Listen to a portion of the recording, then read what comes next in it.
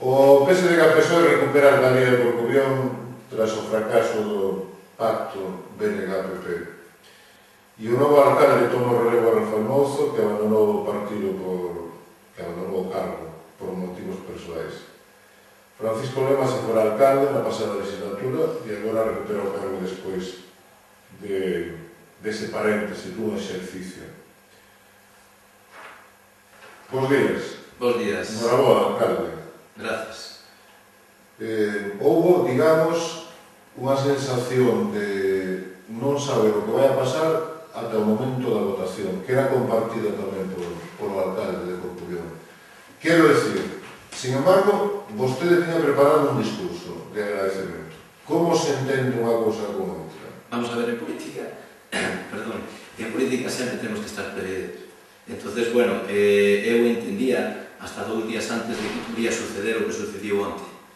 De 2 días últimos, a apreciación da xente da calle, de algúns que estaban relacionados directamente ca lista dos concelleiros do bloque, nos dou a entender de que probablemente existía algo que desconocíamos, que nos parecía difícil porque a candidata a concelleira do PP parece ser que se mantiña bastante firme, pero que había outra posibilidad, e esa foi a que nos barallamos hasta o último momento. Eu, o discurso tiña feito, e tampouco non me costaba nada levarlo no bolsillo sin dicirlle nada aos compañeiros, lóxicamente porque todos estábamos nesa nebulosa pensando en que isto non iba a ser así. E bueno, foi así, gracias a Dios, e bueno, estamos aí, tarea difícil, pero vamos a intentar levar a bo tuerto. Fíxese vostede que é un concello 2.000 habitantes, non? Pequeno, o que significa unhas limitacións, e é un concello que podemos calificar quizás como Fene no seu día ou Allariz, como un símbolo do bloque, porque gobernou durante moitos anos Corcubión o bloque,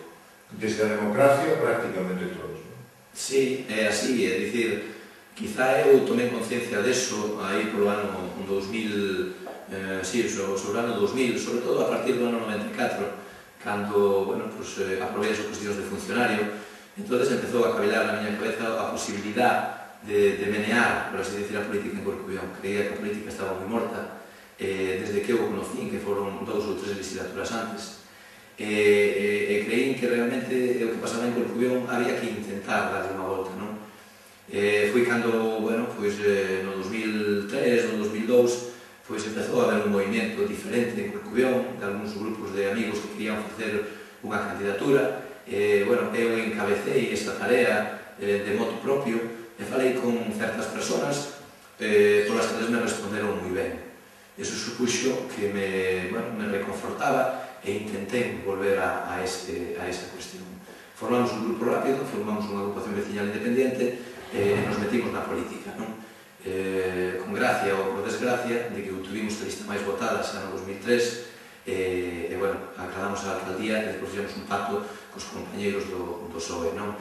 Entón, Corcubión estuvo nesa tesitura moitos anos, pero eu penso que fui máis ben porque quizás, bueno, non sei se decir que non se supo crear a tensión, sobre todo as últimas legislaturas, aquela tensión que hai que ter en política para que a xente se sente estimulado e non se quede dormida tanto no aspecto de, bueno, xa temos o que temos, e darlle ese aire novo para intentar que a xente cambiara, non? Eu penso que tamén desde determinadas legislaturas que eu conocí para diante, o povo estuvo moi parado e políticamente estaba totalmente apaciguado, non? Entón, quizás eso necesitaba un revulsivo, non?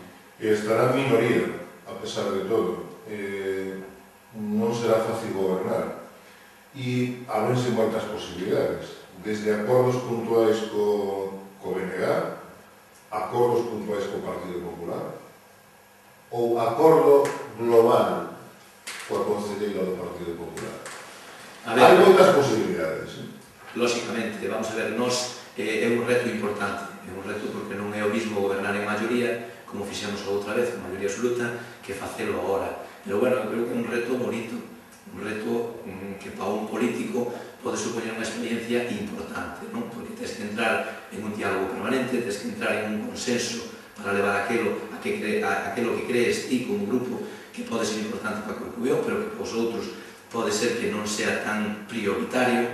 Entón vas a tener que entrar en un xogo que eu creo que que é formativo para os políticos que vamos a estar nesa tesitura e que pode ser positivo para a Corcubión, despois de que, desde o punto de vista do noso grupo, un elemento discordante que había aí, agora pediu a dimisión e marchou, e que pode abrirse unha nova etapa en Corcubión.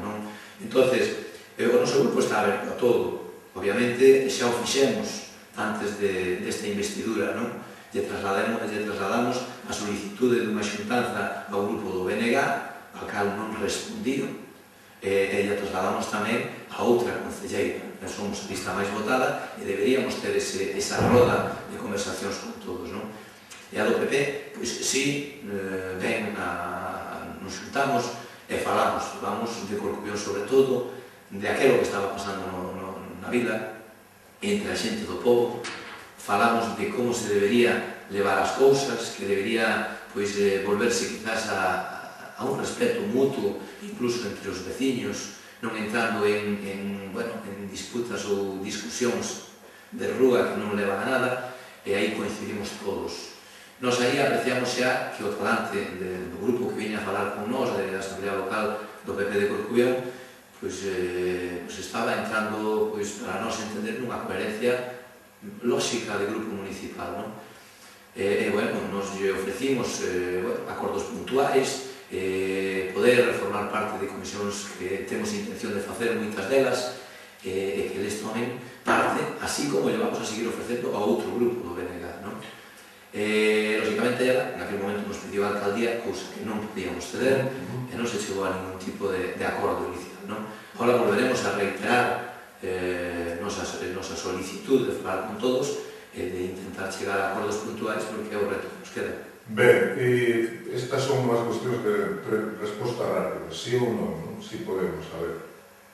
Felicitou a vostede o seu antecesor? A alcaldesa sí, o alcalde que dimitiu non. Felicitaron a vostede os membros do grupo municipal do BNG? Sí.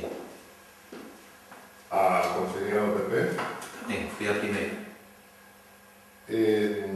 Vai ter vostede dedicación exclusiva? Sí, lógicamente. Di vostede que creará o maior número de comisións repartindo xogo, non? O máis posible. Sí. O máis posible. Entón, se vostede vai ter dedicación exclusiva, eso significa que Elia vai estar máis cerca de vostede do que está agora. Máis cerca dis? Sí, por suposto. A ver, eu, sí. Claro. Si me podo esprallar, a ver... Sí, por favor, ahora sí. Claro, a ver, eu estuve 4 anos como alcalde compaxinando o que era o meu traballo ca alcaldía. Eso supuso que a miña filla nació no ano 2005, entonces eso supuso que durante 2 anos casi tuve que estar a vela a veces ou non vela. Agora non quero facer eso, quero dedicarme ao Concello, e como sei que un home ten as limitacións que ten, pois vou a dedicarme ao Concello e a miña familia.